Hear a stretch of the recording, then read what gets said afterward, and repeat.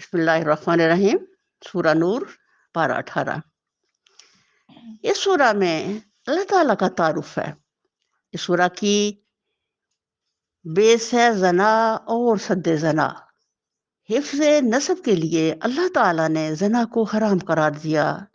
अल्लाह ताला ने शुरू में फरमा दिया, इन क़वानीन पर अगर किसी को एतराज़ है तो वो हमसे बात करे। किसी भी मुआशरे को पाकीज़ा करने के लिए क़वानीन दिए गए हैं। मक़ासद ईमान में ये बुनियादी चीज़ है कि नस्ब की हिफाजत की जाए। बच्चों को मालूम होना चाहिए कि इसका बाप कौन है। ज़ना ऐसा जुर्म है जो एक पाकीज़ा मुआशरे के लिए तबाहकुन है। इसीलिए अल्लाह ताला ने इसकी सज़ा इतनी सख्त रखी है। इस सूरा में हज़रत आयशा पर बहतान लगाने वालों को तंबीह है। हदीस शरीफ में है, बंदगाने खुदा को अजियत ना दो, इन्हें आर ना दिलाओ, इनकी खुफिया बातों की टोह में न लगे रहो।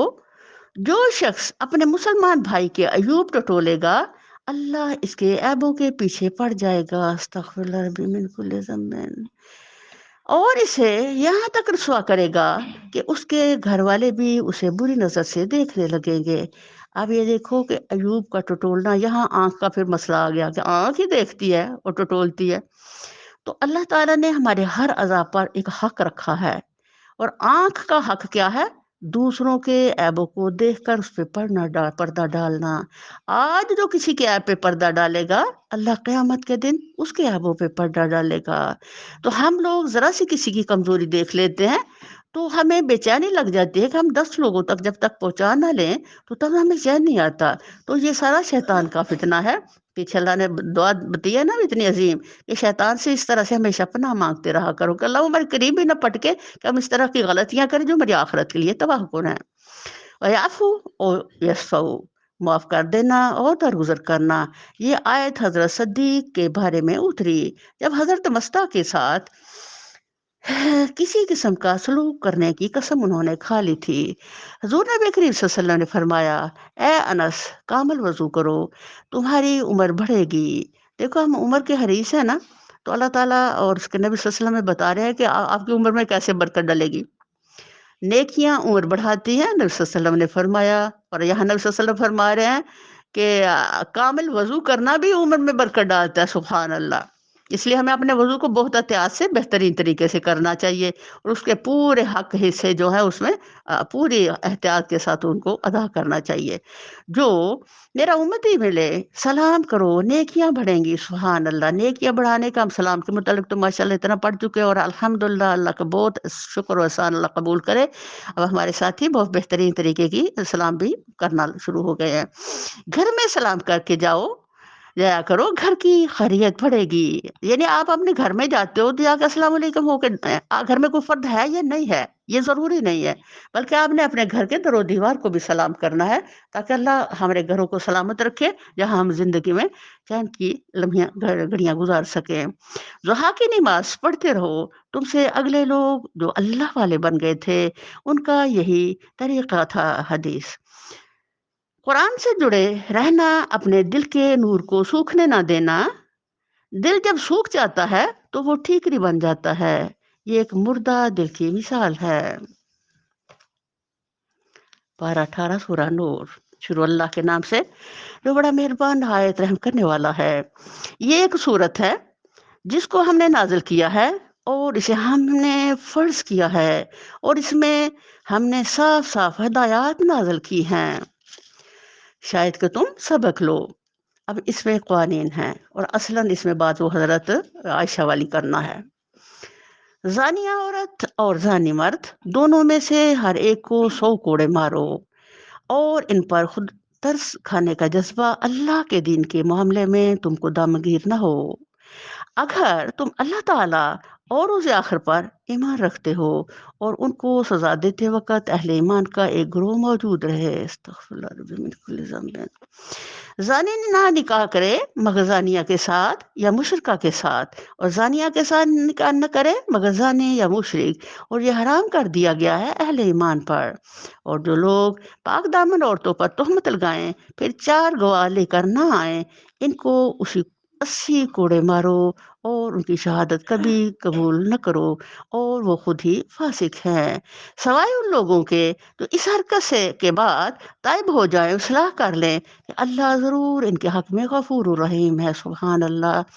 یہ اللہ کا احسان اور اکرام دیکھے کہ کوئی بات بھی کہہ کر کے اللہ نے دو ٹوک یہ نہیں کہہ دیا کہ تم جہنم میں جانے والے ہو، بلکہ اللہ نے کہا کہ اتنا بڑا جرائم کے بعد بھی اگر توبہ کر لو تو اللہ کو غفور الرحیم پاؤ گے، نہ صرف تمہارے سارے گناہ معاف کر دے گا بلکہ جتنے گناہ تم نے کیے اپنی رحمت سے اتنی نیکیاں تمہارے نامہ اعمال میں ڈال دے گا۔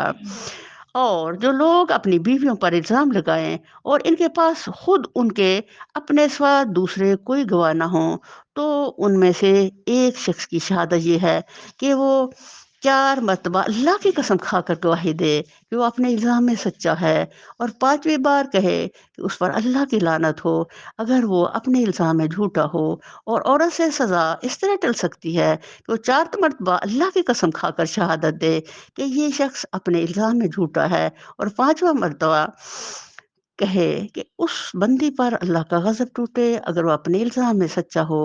تم لوگوں پر اللہ کا فضل اور اس کا رحم نہ ہوتا، اور یہ بات نہ ہوتی کہ اللہ بڑا التفات فرمانے والا اور حکیم ہے، تو بیویوں پر الزام کا معاملہ تمہیں بڑی پیچیدگی میں ڈال دیتا۔ اب اللہ تعالیٰ نے گناہوں کے ساتھ جو اتنی شدید سزائیں رکھی ہیں، ان میں بھی بڑی سختی کے ساتھ ایک شروط رکھ دی ہے کہ کسی بھی غلطی اور گناہ پر کتنے بندے ہونے چاہیے جنہوں نے دیکھا ہو کہ اس نے یہ غلطی کی ہے۔ یہ نہیں کہ ایک بندہ کہہ دے جس نے غلطی کیا ہے تو اللہ اللہ کر کے اس کے پیچھے بھاگ دوڑو اور اس کو سزا دینے پہ تو لو، نہیں، اتنے مخلوق ہونی چاہیے جو دیکھے کہ واقعی وقت ایکچوئل اپنی آنکھوں سے گواہ بن کر کے تو سزا اتنی شدید دی جائے۔ جو لوگ یہ بہتان کاٹ لائے ہیں وہ تمہارے ہی اندر کا ایک ٹولہ ہے، اس واقعے کو اپنے حق میں شر نہ سمجھو بلکہ یہ بھی تمہارے لیے خیر ہی ہے۔ جس نے اس میں جتنا حصہ لیا اس نے اتنا ہی گناہ سمیٹا، اور جس شخص نے اس کی ذمہ داری کا بڑا حصہ اپنے سر لیا اس کے لیے تو عذاب عظیم ہے۔ یہ عبداللہ بن ابی کو اللہ کہہ رہے ہیں، جس وقت تم لوگوں نے اسے سنا تھا اسی وقت کیوں نہ مومن مردوں اور مومن عورتوں نے اپنے آپ سے نیک گمان کیا، اور کیوں نہ کہہ دیا کہ یہ صریح بہتان ہے۔ وہ لوگ اپنے الزام کے ثبوت میں 4 گواہ کیوں نہ لائے، اب کہ وہ گواہ نہیں لائے ہیں، البتہ اللہ کے نزدیک وہی جھوٹے ہیں۔ اگر تم لوگوں پر دنیا اور آخرت میں اللہ کا فضل اور رحم کرم نہ ہوتا تو جن باتوں میں تم پڑ گئے تھے ان کی پاداش میں بڑا عذاب تمہیں آ لیتا۔ ذرا غور تو کرو اس وقت تم کیسی سخت غلطی کر رہے تھے جبکہ تمہاری ایک زبان سے دوسری زبان اس جھوٹ کو لیتی چلی جا رہی تھی، اور تم اپنے منہ سے وہ کچھ کہہ رہے تھے جس کے متعلق تمہیں کوئی علم نہ تھا۔ تم اسے ایک معمولی بات سمجھ رہے تھے حالانکہ اللہ کے نزدیک یہ بڑی بات تھی۔ یہ واقعہ حضرت عائشہ کے ساتھ پیش آئے، وہ اپنی زبان سے فرماتی ہیں کہ میں اپنی ایک عزیز کے ساتھ، وہ بزرگ تھی، رفع حاجت کے لیے باہر جایا کرتی تھی۔ ایک دن جب مجھے بہت شدید بخار تھا تو وہ جب بنی مسلک کے غزوہ کے بعد گھر واپس آتی ہیں تو تھکاوٹ سے بخار چڑھ گیا، کہتی مجھے بخار تھا تو میں ان کے ساتھ جاتی ہوں باہر، وہاں جب ہم فارغ ہو کے واپس آتے ہیں تو ان کا اپنی چادر میں نا پاؤں پھنس کے وہ گر پڑتی ہے، تو وہ کرتی ہائے ناس ہو مستہ کا، تو کہتی میں نے کہا کتنی بری بات آپ نے کر ڈالی، کہتی تمہیں نہیں پتا مستہ کیا کر رہا ہے، کہتی میں نے کہا کیا کر رہا ہے، تو وہ کہنے لگی وہ تو تمہارے اوپر بڑا الزام اس نے لگایا ہوا ہے اور یہ پورے ہر طرف بات کو پھیلا رہا ہے۔ کہتی ہے میری تو یہ بات سن کر کے تو جان اڑ گئی، میں تیزی سے چلتی ہوئی گھر پہنچی، اور میں محسوس کر رہی تھی کہ اس بخار کے اندر نبی کریم صلی اللہ علیہ وسلم کا بہیویئر میرے ساتھ پہلے جیسا نہیں تھا، میری خیریت پوچھتے اور بس چپ چپ سے رہتے۔ تو میں نے آ کے کہا نبی صلی اللہ علیہ وسلم مجھے میرے ماں باپ کے گھر جانے کی اجازت دے، حضور نے کہا ہاں چلی جاؤ۔ کہتی میں جب گئی تو میں نے اب یہ بڑی بڑی ہی پیاری بات ہمارے لیے پیغام ہے، اگر ہم پہ کسی کوئی ایسا الزام لگایا ہو تو ہم کیسے رولا ڈالیں اور کیسے حلالہ کریں، اپنی صفائی دیں اور اس کو بہتان اور باتیں چار سنائیں۔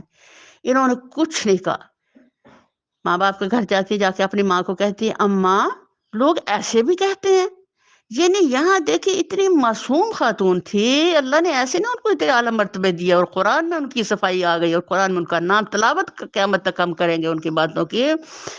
تو چھوٹے چھوٹے اتنا کھا، اماں لوگ ایسے بھی کہتے ہیں بس، اور اس کے بعد وہ لیٹ گئی، اور وہ ایک طویل عرصہ تک جو ہے غم و اندوہ میں ڈوبی، اللہ تعالیٰ سے اس امید کے ساتھ رہی کہ اللہ تعالیٰ میری ضرور صفائی دے گا۔ نبی صلی اللہ علیہ وسلم آتے، خیریت پوچھتے اور بس چلے جاتے۔ سبحان اللہ، اس طویل عرصے کے اندر خود نبی صلی اللہ علیہ وسلم بھی بہت ٹارچر ہے۔ یہ عبداللہ ابئی جو ظالم انسان تھا، اس نے جو وہ سب کچھ دیکھا اور ایک بات بنائی، اس پر جو مومن تھے ان میں بھی وہ بات پھیل گئی، اور ایک مستہ مردوں میں، اور ایک جو حفصہ تھی حضرت، ان کی جو بہن تھی، وہ ایک شوکن کے حیثیت سے کہ میری بہن کی یہ شوکن، انہوں نے یہ بھائی یہ دو بندے تھے بہت زیادہ بات پھیلانے والے۔ تو اللہ اکبر کبیرہ، میں اللہ کے قربان جاؤں کہ جو وہ وقت تھا بڑا ہی اذیت ناک تھا، اور وہ فرماتی ہیں کہ میں ہمیشہ یہی کہتی کہ اللہ میرے اس معاملے میں ضرور صفائی دے گا، لیکن یہ نہیں، میں کبھی گمان نہیں کیا تھا کہ میرا فیصلہ قرآن میں اللہ دے گا میری صفائی، اس کا میں تصور نہیں کر سکتی تھی۔ تو جب بھی یہ قرآن کی آیات آئیں، اللہ اللہ نے میری صفائی دی الحمدللہ، تو میں نے صاف کہہ دیا نبی صلی اللہ علیہ وسلم کو بھی اور اپنے ماں باپ کو کہ یہ میرا اللہ کا مجھ پہ احسان ہے الحمدللہ۔ کیوں نہ اسے سنتے ہی تم نے کہہ دیا کہ ہمیں ایسی بات زبان سے نکالنا زیب نہیں دیتا۔ سبحان اللہ، یہ تو ایک بہتان عظیم ہے۔ اللہ تم کو نصیحت کرتا ہے کہ آئندہ کبھی ایسی حرکت نہ کرنا اگر تم مومن ہو۔ اللہ تمہیں صاف صاف ہدایات دیتا ہے، اور وہ علیم و حکیم ہے۔ جو لوگ چاہتے ہیں کہ ایمان لانے والوں کے گھروں میں فحش پھیلے اور دنیا و آخرت میں دردناک سزا کے وہ مستحق ہیں، اللہ جانتا ہے اور تم نہیں جانتے۔ اگر اللہ کا فضل اور اس کا رحم کرم تم پر نہ ہوتا، اور یہ بات نہ ہوتی کہ اللہ بڑا شفیق و رحیم ہے۔ یہ الزام لگانے والوں نے الزام اس وجہ سے لگایا کہ انہوں نے یا ان میں سے کسی شخص نے معاذ اللہ اپنی آنکھوں سے وہ بات دیکھی تھی جو وہ زبان سے نکال رہے تھے، بلکہ صرف اس بنیاد پر اتنا بڑا الزام تصنیف کر ڈالا کہ اتفاقاً حضرت عائشہ قافلے سے پیچھے رہ گئی تھی، اور حضرت صفوان رضی اللہ عنہ بعد میں ان کو اپنے اونٹ پر سوار کر کے قافلے میں لے آئے تھے۔ کوئی صاحب عقل آدمی بھی اس موقع پر یہ تصور نہیں کر سکتا تھا کہ حضرت عائشہ رضی اللہ عنہ کا اس طرح پیچھے رہ جانا معاذ اللہ کسی ساز باز کا نتیجہ تھا۔ تو اس معمولی سی بات پر بھی اتنے بڑا فساد عبداللہ ابی نے گھر ڈالا۔ تو یہ چیز جو ابھی تمہارے اندر پھیلائی گئی تھی بدترین نتائج دکھا دیتی۔ اے لوگو جو ایمان لائے ہو، شیطان کے نقش قدم پر نہ چلو، اس کی پیروی کوئی کرے گا تو وہ اسے فحش اور بدی ہی کا حکم دے گا۔ اگر اللہ کا فضل اور اس کا رحم و کرم تم پر نہ ہوتا تو تم میں سے کوئی شخص پاک نہ ہو سکتا، مگر اللہ ہی ہے جسے چاہتا ہے پاک کر دیتا ہے، اور اللہ سننے والا اور جاننے والا ہے۔ تم میں سے جو لوگ صاحب فضل و صاحب مقدرت ہیں، وہ اس بات کی قسم نہ کھا بیٹھیں کہ اپنے رشتہ دار، مسکین، مہاجر، فی سبیل اللہ لوگوں کی مدد نہ کریں گے، انہیں معاف کر دینا چاہیے اور درگزر کرنا چاہیے۔ کیا تم نہیں چاہتے کہ اللہ تمہیں معاف کرے؟ اور اللہ کی صفت یہ ہے کہ وہ غفور رحیم ہے۔ اب یہ آیات حضرت ابوبکر صدیق رضی اللہ عنہ کے معاملے میں اتری ہیں۔ انہوں نے یہ مسئلہ اور قریبی رشتہ دار تھا، وہ بڑا غریب تھا، تو ان کی پوری وہ اتنی ہیلپ کرتے، یعنی پوری ان کا جو تھا گھر کا نظام وہ انہی کے خرچ سے چلتا۔ تو جو انہوں نے دیکھا کہ میں اتنی اس پہ احسان کرتا ہوں اور اس نے میری بیٹی کے معاملے میں اتنا کچھ ظلم کر ڈالا ہے، تو انہوں نے قسم کھا لی کہ میں اس مدد نہیں کروں گا۔ تو میرے اللہ نے یہ آیات حضرت ابوبکر کے لیے اتاری کہ آپ ان کی مدد بند نہیں کریں، بلکہ ویسے ہی کرتے رہیں جیسے پہلے کرتے تھے۔ اللہ غفور الرحیم ہے، اور جو ابوبکر ہے اس کی شان بھی یہ ہونی چاہیے، وہ اللہ کتنا مقرب بندہ ہے کہ وہ معاف کرے اور رحم کرتا، اس کی مدد کرتا رہے۔ جو لوگ پاک دامن بے خبر مومن عورتوں پر تہمتیں لگاتے ہیں، ان پر دنیا اور آخرت میں لعنت کی گئی، اور ان کے لیے بڑا عذاب ہے۔ وہ اس دن کو بھول نہ جائیں جبکہ ان کی اپنی زبانیں اور ان کے اپنے ہاتھ پاؤں ان کے کرتوتوں کی گواہی دیں گے۔ اس دن اللہ وہ بدلہ انہیں بھرپور دے دے گا جس کے وہ مستحق ہیں، اور انہیں معلوم ہو جائے گا کہ اللہ ہی حق ہے، سچ کو سچ کر دکھانے والا۔ یہ جو عبداللہ بن ابی تھا، پہلے وہ مختلف طریقوں سے نبی صلی اللہ علیہ وسلم کے متعلق ہائے خباثتیں کرتا رہا اور چال بازیاں کرتا رہا اور اپنی منافقت دیتا رہا۔ جب اس نے دیکھا کہ کسی طرح سے مجھے کامیابی نہیں ہو رہی، تو وہ نبی صلی اللہ علیہ وسلم کے گھرانے میں اس طرح کی خبیث چیزوں لے کے داخل ہوا تاکہ حضور کو ٹارچر کرے۔ تو یہاں اللہ تعالیٰ ان کے لیے پھر اس کے بعد اس لیے فیصلہ ہو گیا کہ ایسے خبیث لوگوں کو بالکل علیحدہ کر دو، ان کی قبر پر نہیں جانا، ان کے لیے دعا بھی نہیں کرنے، اور ان کو بالکل بھی اپنے سے ناپاک لوگ سمجھ کر علیحدہ کر دو۔ تو لیکن منافق جو ہے علیحدہ تو ہوتا ہی نہیں ہے، لیکن اس کے باوجود اللہ تعالیٰ نے ان کے نام بتا دیا جو ظالم تھے، اور منافقوں کا وہ گروہ جو مسلسل ہر لمحے سازشی تھا، اللہ تعالیٰ نے بتایا کہ ان کے نماز جنازہ نہیں پڑھنے۔ تو اللہ نے پھر نبی کریم صلی اللہ علیہ وسلم نے ایک صحابی کو بتا دیا، اور اس کے بعد پھر ان کے نماز جنازہ حضرت عمر نے بھی کبھی نہیں پڑھا۔ خبیث عورتیں خبیث مردوں کے لیے ہیں، اور خبیث مرد خبیث عورتوں کے لیے۔ پاکیزہ عورتیں پاکیزہ مردوں کے لیے ہیں، اور پاکیزہ مرد پاکیزہ عورتوں کے لیے۔ ان کا دامن پاک ہے ان باتوں سے جو بنانے والے بناتے ہیں، ان کے لیے مغفرت ہے اور رزق کریم۔ یعنی سبحان اللہ، نبی کریم صلی اللہ علیہ وسلم کا بیوی ہونا کوئی معمولی بات نہیں تھا۔ تو اتنی عظیم اللہ تعالیٰ نے جو اپنے نبی کو بیوی دی، اور جسم کے سبحان اللہ، جب بہت چھوٹی تھی حضرت عائشہ، تو ایک دفعہ جبریل آتے ہیں، ایک رومال میں کچھ لپیٹا ہوتا ہے، تو نبی صلی اللہ علیہ وسلم کو دیتے ہیں، حضور نے کھولا وہ رومال، تو اس کے اندر حضرت عائشہ تھی۔ تو جبریل نے فرمایا یہ آپ کی بیوی ہے۔ تو یہ دیکھیں کہ ایک اتنا مقدس آغاز اور اتنا مقدس سفر، اور پھر چھوٹی سی عمر میں نکاح، اور اس کے اندر اللہ کی بڑی عظیم حکمت تھی۔ نبی صلی اللہ علیہ وسلم بیویوں میں سب سے زیادہ پیاری بیوی تھی، اور ذہین و فتین اتنی کہ نبی صلی اللہ علیہ وسلم کی ہر چیز کو نوٹ کرتی، اور حافظہ اتنا بلاغہ تھا کہ انہوں نے حضور کی پوری زندگی کو اپنے دل دماغ میں محفوظ کر کر کے، تو پھر اس کے بعد صحابہ کو درس دیتی۔ جب بھی صحابہ کو کوئی بات پوچھنا ہوتا تو الحمدللہ وہ ان سے آ کے پوچھتے، ان سے درس لیتے۔ تو اسلام دین کا آدھا علم جو ہے تو ہمیں حضرت عائشہ سے ملا ہے۔ تو اتنی عظیم خاتون جو اللہ نے پیدا ہی کی سچے دین کی خدمت کے لیے، چھوٹی سی عمر کی بیوگی اور اس کے بعد دین کی بے پناہ خدمت، الحمدللہ۔ تو اللہ تعالیٰ یہ ان کی قرآن میں اس کی عظمت کا تذکرہ کر کر کے تو قیامت تک کے لیے ان کو عظیم اعزاز بخش دیا۔ اے لوگوں جو ایمان لائے ہو، اپنے گھروں کے سوا دوسرے گھروں میں داخل نہ ہوا کرو جب تک کہ گھر والوں کی رضا نہ لے لو، اور گھر والوں پر سلام نہ بھیج لو۔ یہ طریقہ تمہارے لیے بہتر ہے، توقع ہے کہ تم اس کا خیال رکھو گے۔ اب سبحان اللہ، یہ دیکھو اسلام دین کتنا پیارا مقدس دین ہے، ہر پہلو کے بہترین آداب ہمیں دیتا ہے۔ ایک دوسرے کے گھروں میں اپنے گھر میں جانے کا پیچھے ہم نے دیکھا، جب اپنے بھی گھر میں جاؤ گے اپنے گھر کو سلامتی دو، تو جب ایک دوسرے کو ملو تو بھی سلامتی کا پیغام دو۔ تم ہو ہی ایک دوسرے کے سلامتی سلامتی، اللہ سلام ہے، ہمارا دین اسلام ہے، الحمدللہ۔ تو یہ بتایا گیا کہ آپ اپنے مسلمان بھائیوں کے ایک دوسرے کے گھر میں جاؤ تو بھی سب سے پہلے سلام کرو اور ان سے اجازت لو۔ اگر وہ اجازت دے دے 1 2 3 دفعہ اور نہ دے تو پھر لوٹ جاؤ، اور اس میں بھی ناراضگی نہ کرو کہ شاید اس نے کیوں دروازہ نہیں کھولا، کیوں نہیں مجھے اندر آنے دیا، ایسا بھی نہیں کرو، کوئی مسئلہ ہو سکتا ہے، یہ نہیں، حسن ظن بھی رکھو ساتھ۔ پھر اگر وہاں کسی کو نہ پاؤ تو داخل نہ ہو جب تک تم کو اجازت نہ دے دی جائے، اور اگر تم سے کہا جائے کہ واپس چلے جاؤ تو واپس ہو جاؤ، یہ تمہارے لیے زیادہ پاکیزہ طریقہ ہے، اور جو کچھ تم کرتے ہو اللہ اسے خوب جانتا ہے۔ البتہ تمہارے لیے اس میں کوئی مذائقہ نہیں ہے کہ ایسے گھروں میں داخل ہو جاؤ جو کسی کے رہنے کی جگہ نہ ہو، اور جن میں تمہارے فائدے یا کام کی کوئی چیز ہو۔ تم جو کچھ ظاہر کرتے ہو اور جو کچھ چھپاتے ہو، سب کی اللہ کو خبر ہے۔ اے نبی صلی اللہ علیہ وسلم، مومن مردوں سے کہو کہ اپنی نظریں بچا کر رکھیں اور اپنی شرمگاہوں کی حفاظت کریں، یہ ان کے لیے زیادہ پاکیزہ طریقہ ہے۔ جو کچھ وہ کرتے ہیں اللہ اس سے باخبر ہے۔ اب یہ دیکھیں، پہلے کہا گیا مومن مردوں کو، اب جب بھی کوئی حکم آتے ہیں مرد اور عورت کے، اس میں بھی جو ترتیب بدلی جاتی ہے اس میں بھی ایک حکمت ہوتی ہے کہ کس کے اندر کچھ زیادہ کون سی چیز ہے، تو اللہ پہلے اس کو بور نہیں کرتے ہیں۔ اب پہلے مرد کو چونکہ زیادہ ہی ذرا آنکھیں ادھر ادھر پھیرنے والے ہوتے ہیں، تو اللہ تعالیٰ پہلے مردوں کو کہہ رہے اپنی آنکھیں نیچی کرو، اور اے نبی صلی اللہ علیہ وسلم مومن عورتوں سے کہہ دو کہ اپنی نظریں بچا کر رکھیں، سبحان اللہ، اور اپنی شرمگاہوں کی حفاظت کریں، اور اپنا بناؤ سنگار نہ دکھائیں بجز اس کے جو خود ظاہر ہو جائے، اور اپنے سینوں پر اپنی اوڑھنیوں کے آنچل ڈالے رہیں۔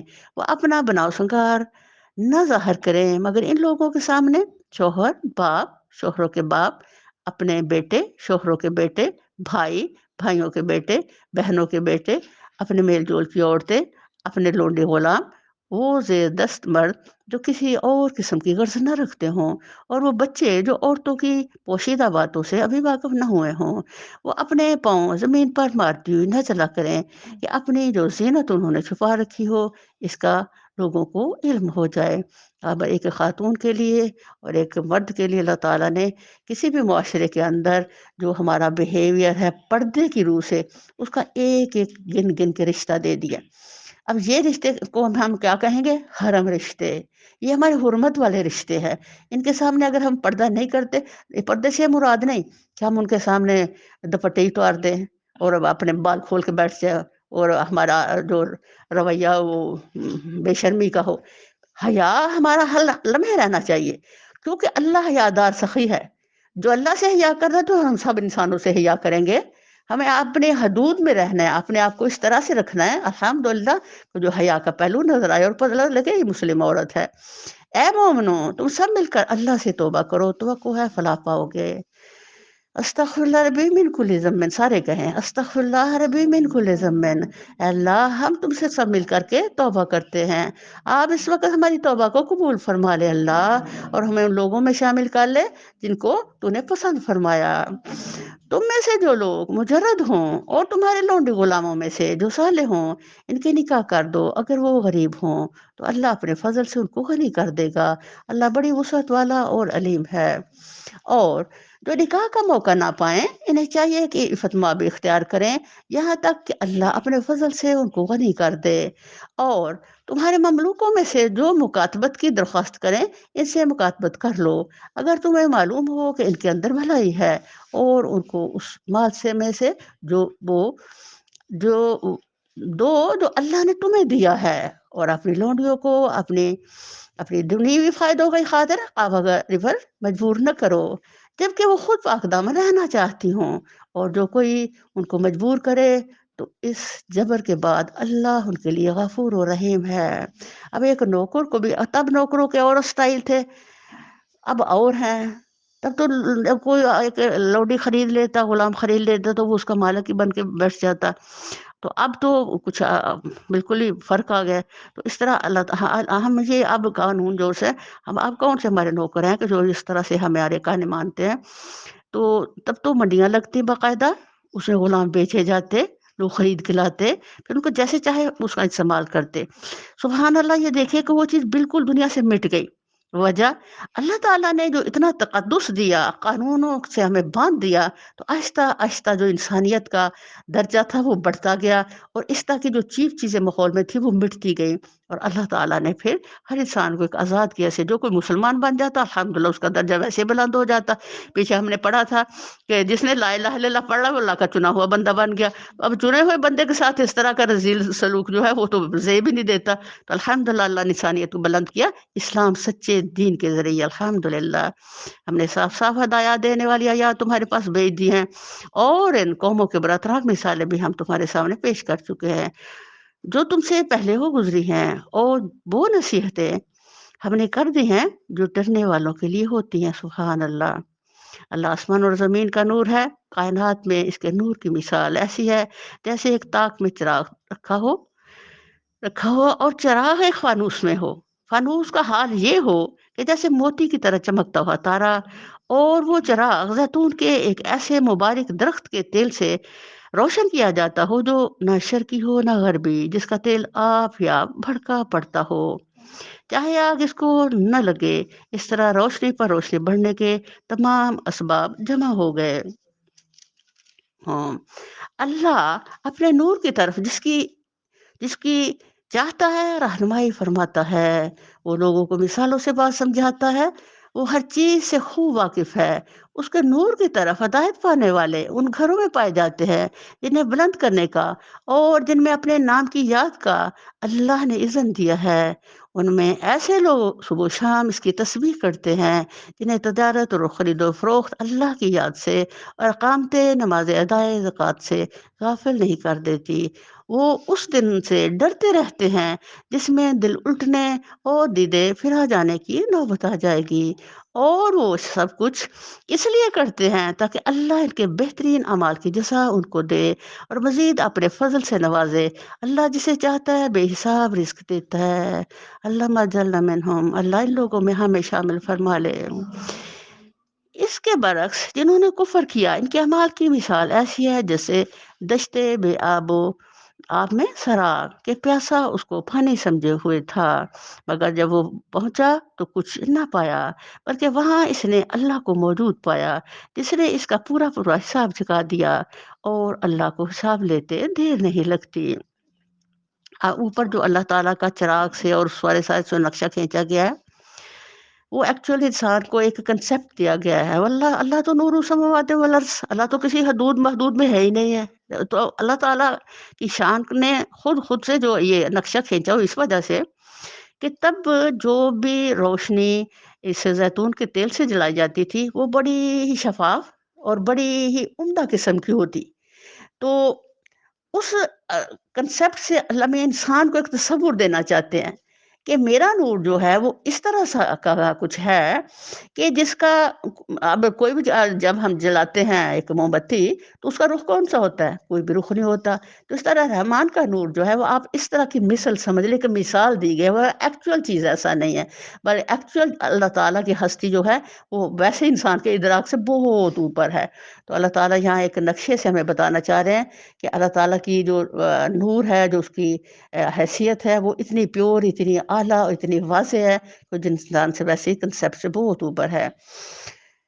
پھر اس کی مثال ایسی ہے جیسے ایک گہرے سمندر میں اندھیرا کے اوپر ایک آیت تدبر ہے، یہ اوپر ایک اور چھائی ہے، اس پر ایک اور موج، اور اس کے اوپر بادل تاریکی پر تاریکی مسلط ہے۔ آدمی اپنا ہاتھ نکالے تو اسے بھی نہ دیکھنے پائے، جسے اللہ نور نہ بخشے اس کے لیے پھر کوئی نور نہیں ہے۔ اس کے اندر اللہ تعالیٰ ہمیں بتانا چاہ رہے ہیں کہ انسان جو ہے وہ اپنی بدبختیوں، اپنی گناہگاریوں اور اپنے برے چلن سے اس طرح اپنے آپ کو خود ہی گھیر لیتا ہے، خود بھی دبا لیتا ہے، خود ہی اس کے اندر اتنا زیادہ گراوٹ آ جاتی ہے، اور اس کی جو بدعمالیاں اس پر اتنی چھاتی جا رہی ہیں کہ خود سے بھی اس کے اندر سے خود شناسی ختم ہو جاتی ہے۔ یعنی جس انسان کے اندر تاریکی ڈل جائے اور اس کے ظاہر اعمال میں بھی تاریکی ہو، اس کو خود شناسی کہاں سے آئے گی؟ خود شناسی تو ملتی اللہ کے نور سے ہے۔ تو اللہ تعالیٰ بتانا یہاں چاہ رہے ہیں کہ یہ جو اس طرح کے انسان ہوتے ہیں اللہ کے نور سے دور، ان کی حیثیت اس طرح سے ہوتی ہے، مثال دے کر بتائی کہ جیسے وہ پانی، چونکہ پانی کے اندر جب ہم جاتے ہیں تو ہمیں کچھ نظر نہیں آتا، انسان اندھا ہو جاتا ہے۔ ایک تو گناہوں میں ڈوبنا، اندھا ہونا، ایک اعمال کی بدبختیوں کا اوپر تہوں کا تہوں چڑھاتے جانا، اور اس کے بعد پھر اپنے آپ کو اتنا خود فراموشی میں ڈبو دینا کہ یہ یاد نہ رہے کہ میں انسان بھی ہوں کہ نہیں۔ تو اللہ تعالیٰ اس مثال سے ہمیں بتانا چاہ رہے ہیں کہ انسان خود اپنے بدبختیوں میں اتنا ڈوب جاتا ہے، اتنا خود شناسی تب آتی ہے جب خدا شناسی ہو۔ تو جب خود شناسی نہیں رہتی تو خدا شناسی بھی نہیں رہتی، تو پھر انسان کے گناہ اس کو اتنا ڈبو دیتے ہیں کہ خود اپنے آپ کو بھی، اپنی حیثیت کو پہچان نہیں سکتا۔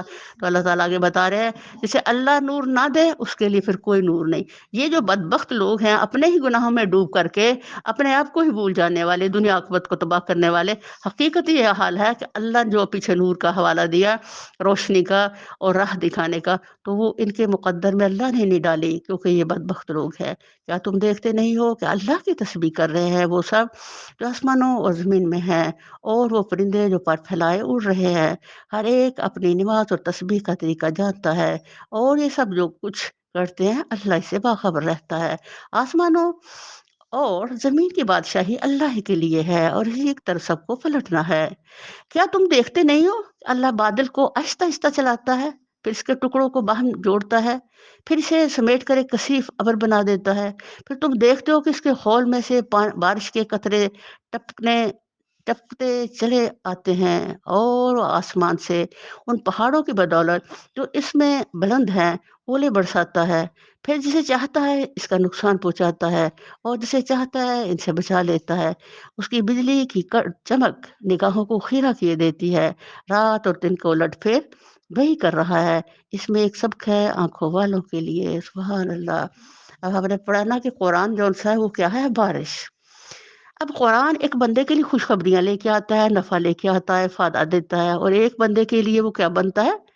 تنبیہ۔ کڑک سے مراد کیا ہے؟ اس کی وارننگ، اس کی تنبیہ، اس کی سزائیں۔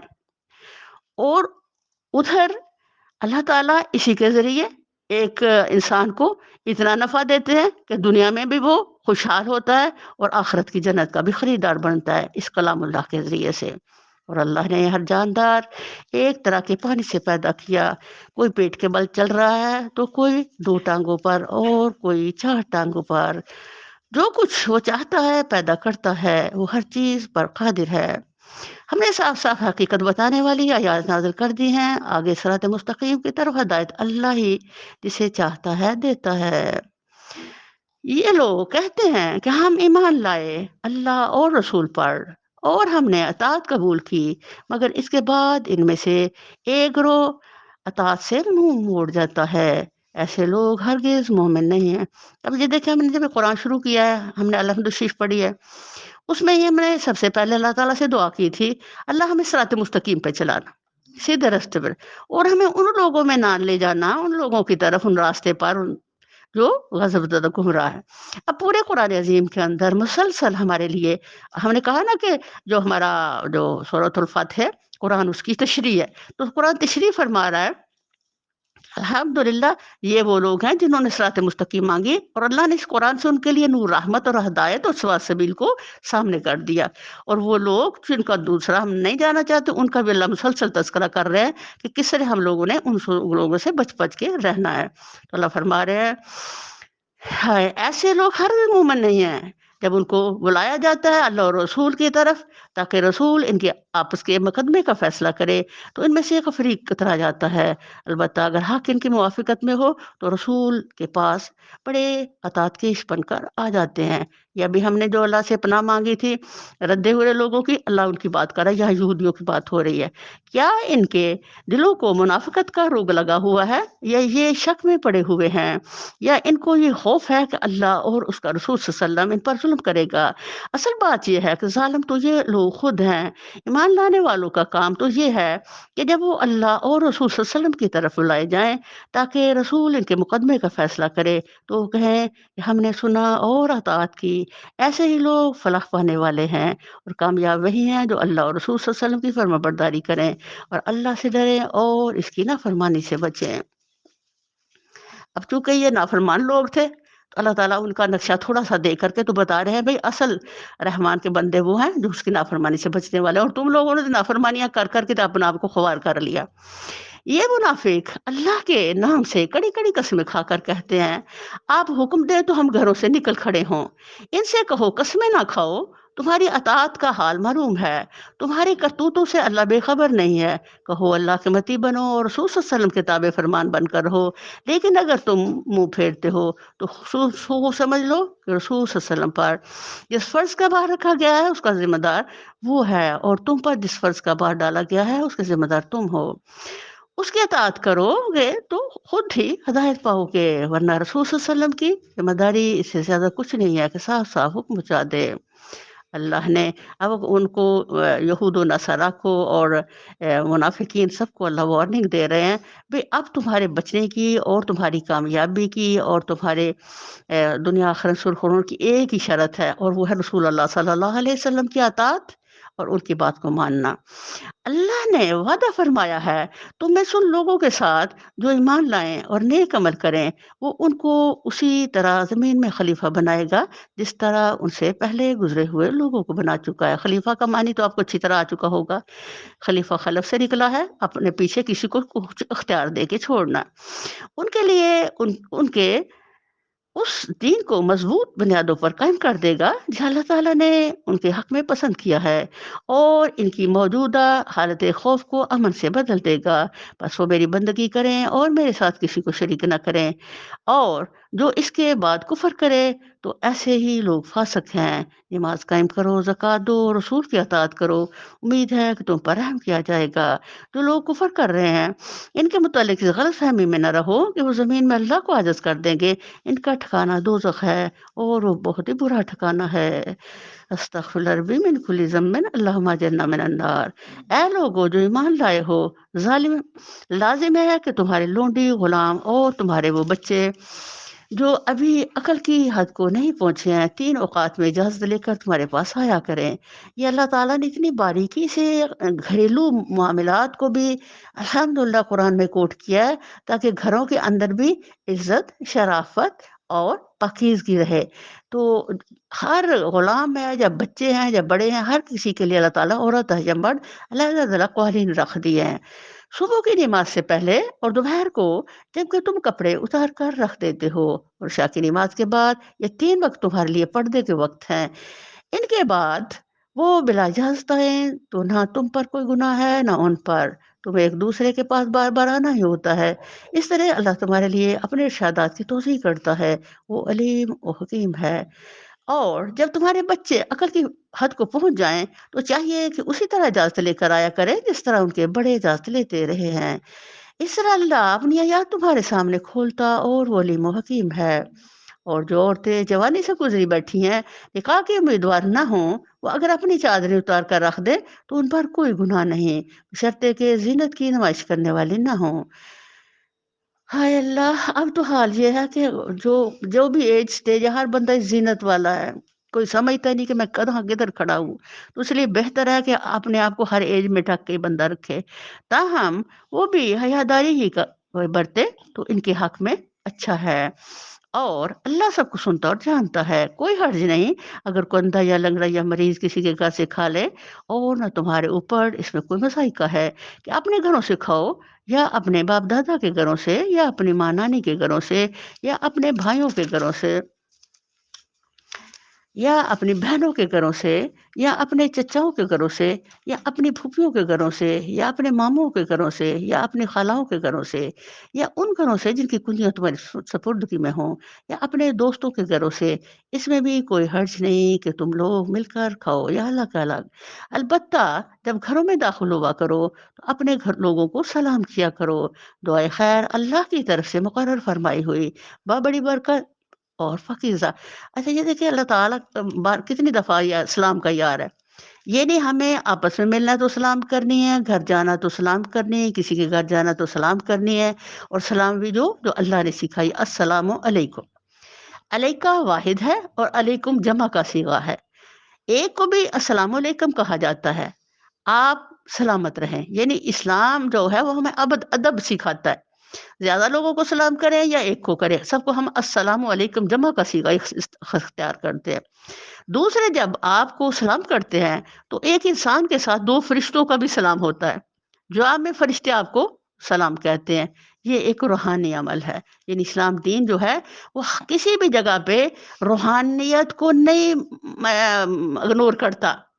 سلام کے اندر بھی میرے رب تعالیٰ نے ہمارے لیے ایک روحانی پہلو رکھ دیا الحمدللہ، جس سے ہماری جزا بڑھتی ہے اور ہمیں سلامتیاں ملتی ہیں۔ اس طرح اللہ تعالیٰ تمہارے سامنے آیات بیان کرتا ہے، توقع ہے کہ تم سمجھ بوجھ سے کام لوگے۔ مومن تو اصل میں وہی ہیں جو اللہ اور اس کے رسول صلی اللہ علیہ وسلم کو دل سے مانے، اور جب کسی اجتماعی کام کے موقع پر رسول صلی اللہ علیہ وسلم کے ساتھ ہوں تو اس سے اجازت لیے بغیر نہ جائیں۔ اے نبی صلی اللہ علیہ وسلم، جو لوگ تم سے اجازت مانگتے ہیں وہ اللہ اور رسول صلی اللہ علیہ وسلم کے ماننے والے ہیں، بس جب وہ اپنے کسی کام سے اجازت مانگے تو جسے تم چاہو اجازت دے دیا کرو، اور ایسے لوگوں کے حق میں اللہ سے دعائے مغفرت کیا کرو، اللہ یقیناً غفور و رحیم ہے۔ مسلمانوں، اپنے درمیان رسول صلی اللہ علیہ وسلم کے بلانے کو آپس میں ایک دوسرے کا سب بلانا نہ سمجھ بیٹھو۔ اللہ ان لوگوں کو خوب جانتا ہے جو تم میں سے ایسے ہیں کہ ایک دوسرے کی آڑ لیتے ہوئے چپکے سے سٹک جاتے ہیں۔ رسول صلی اللہ علیہ وسلم کے حکم کی خلاف ورزی کرنے والوں کو ڈرنا چاہیے کہ وہ کسی فتنے میں گرفتار نہ ہو جائیں یا ان پر دردناک عذاب نہ آ جائے۔ یہ منافقوں کا ایک پہلو والا ایک اور شو کر رہے ہیں کہ یہ لوگوں اور تو منافقتیں جو کرتے ہیں، ان کی ایک منافقت یہ بھی ہے کہ جب کسی محفل میں بیٹھے ہوتے ہیں، آخر میں بیٹھتے ہیں اور آخر سے پھر چپ کر کے سٹک جاتے ہیں۔ تو یہاں حکم دیا گیا ہے کہ آپ کو محفل میں آ کر کے نبی کے وسلم کی اجازت کے بغیر جانے کا حق ہی نہیں ہے۔ تو اللہ تعالیٰ یہاں پھر ان کو ایک اور جگہ پہ وارننگ دیتے ہیں، خبردار رہو، آسمان اور زمین میں جو کچھ ہے اللہ کا ہے، تم جس روش پر ہو اللہ اس کو جانتا ہے، اس رو لوگ اس کو اس کی طرف پلٹائے جائیں گے، وہ انہیں بتا دے گا کہ وہ کیا کچھ کر کے آئے ہیں، وہ ہر چیز کا علم رکھتا ہے۔